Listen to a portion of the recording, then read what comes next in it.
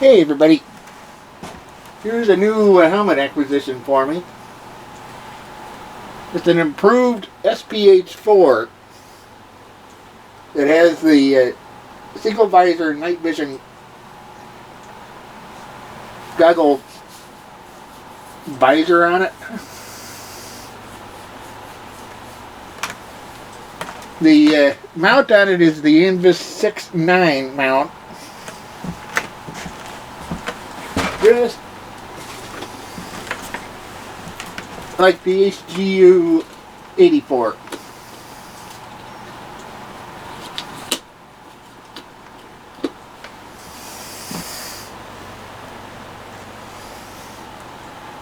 Except this was not removable.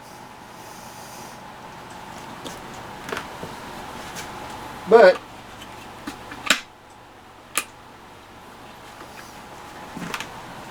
the goggles will fit on it.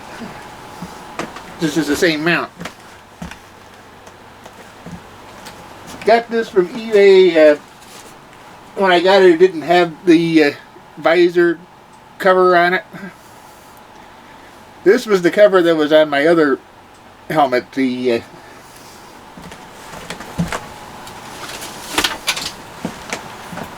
Forest Service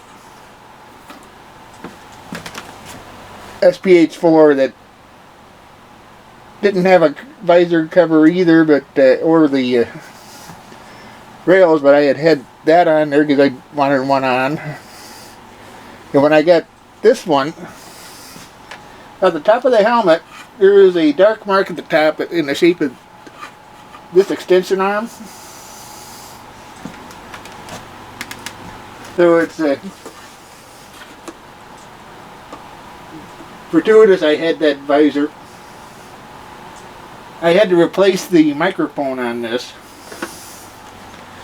The original one, the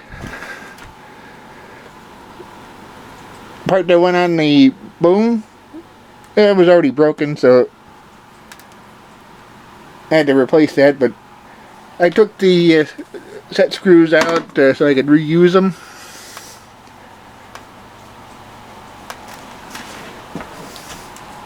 But now, this is the improved SPH-4 because it's got, instead of the harness assembly that you see here in the impact liner, it has a different impact liner that can take a TPL or a Oregon Aero Zeta liner. And this is the only thing that's screwed in. But also you notice this type of chin strap. This is the improved ear cup retainer system, and this is the firmly secured with a screw and nut, so that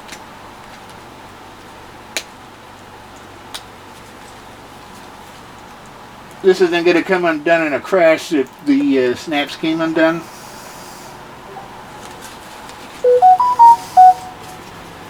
But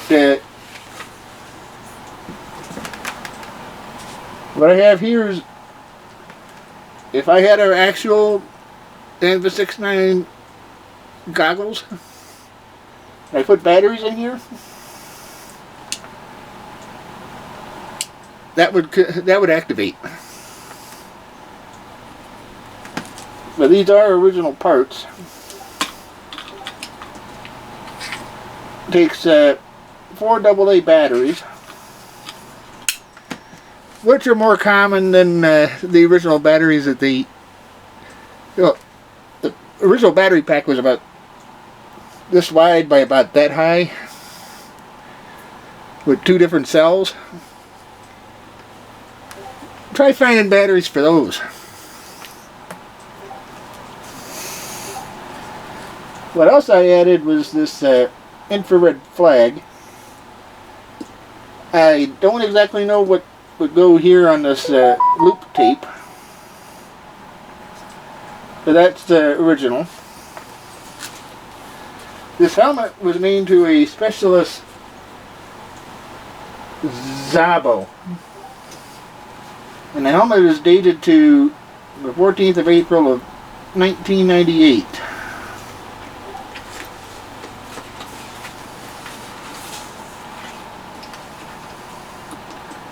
Yeah, these are actually, this is a size regular.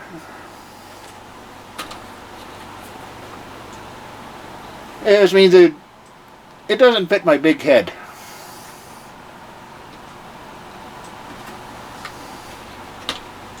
On the other hand, this one will, because it's an extra large.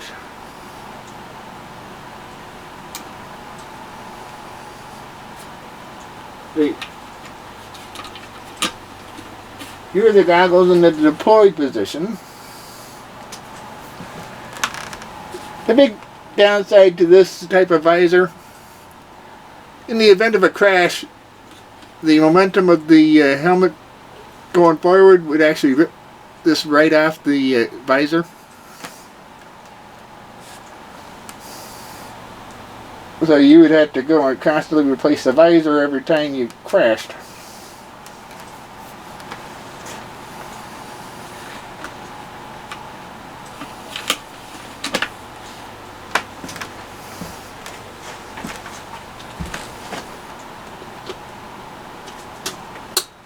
I paid around $170 for this helmet.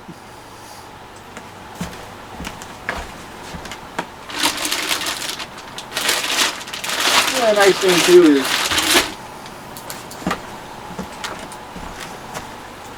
you can hook into this ICS control box, especially if you're on a Blackhawk. Just be nice if I had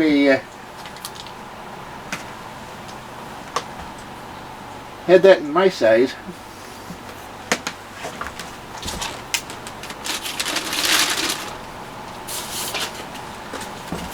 But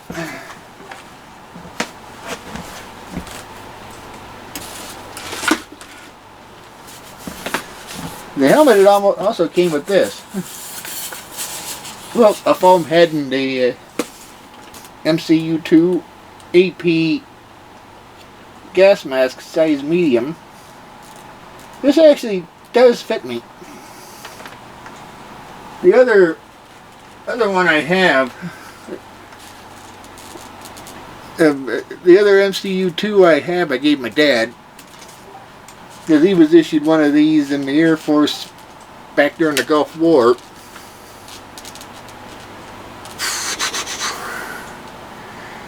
After they took back his M17A2, because that lot was recalled, so they had to go and give the guys new gas masks and mop suits.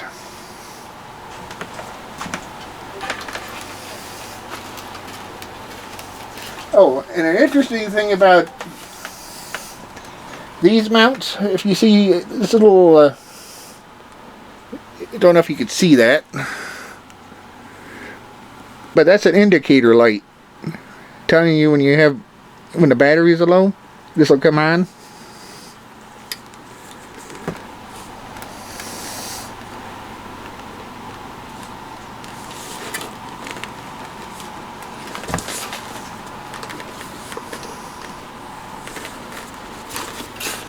And this still has the original foam in pretty good condition for the ear cups.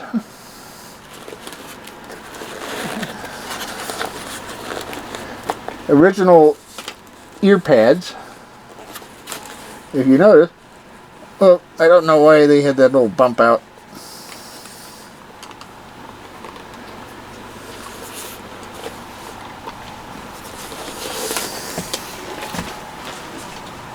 This has been my SPH-4 improved. Hope you like it. And I'll see you guys again next time. And I'll post some photos. I'll put some photos in here when I edit that I took of how it looked like without the visor, and then with the visor. So I'll see you guys later, and I'll see you guys again. And don't forget to like and subscribe, and don't hesitate to put a comment in. So thank you guys, and thank you very much.